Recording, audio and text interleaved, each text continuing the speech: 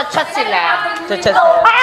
Pero medyo like naging sketchy na daw talaga yung relasyon nilang dalawa.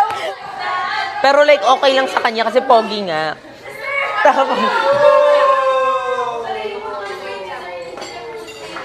Grabe ang Okay, change topic. tapos Di pa alam ng mga tao yung... parang paano na daw siya, pasuko na siya sa relasyon nilang dalawa. Pero sabi niya, can you just say Merry Christmas, Jane?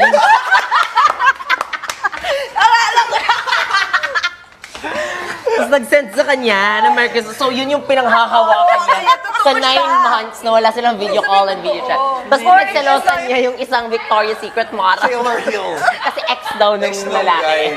Diba? Naniwala ko sa lahat na... No, explain nyo kung bakit. Tapos yung Snapchat. Hindi ko... Kasi real-time Real-time daw. post sa Snapchat. Diba ang Snapchat real time? Pero grabe naman yung 9 months, queen. Ex nga daw niya si Taylor Hill. So pinag... Ha? Si Taylor Hill? Okay, sinustok ni si Taylor Hill. Tapos nagsaselos siya. Taylor Hill? Nagkaselo siya kay Bakit? Di ba nakakapaniwala? Hindi ba? Kasi pag pogi naman talaga yung guy, though. Wait, pero hindi naman ako all about pag pogi, papatulan. Ate poser siya? Hindi. Hindi na nga. Hindi namin alam na ngayon. Kasi sabi ko, what if hindi? At least I stayed for 9 months without seeing him or talking to him, calling him. What if, totoo pala? What if na totoo Hindi na nga? pala ni Taylor Hill. Totoo yun kasi Pero Merry hindi- Christmas Jade sa kanya.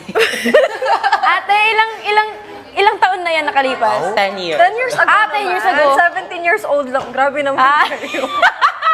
Ganun talaga pag hindi ka lumalabas ng bahay. Si Taylor Pero atake talaga yung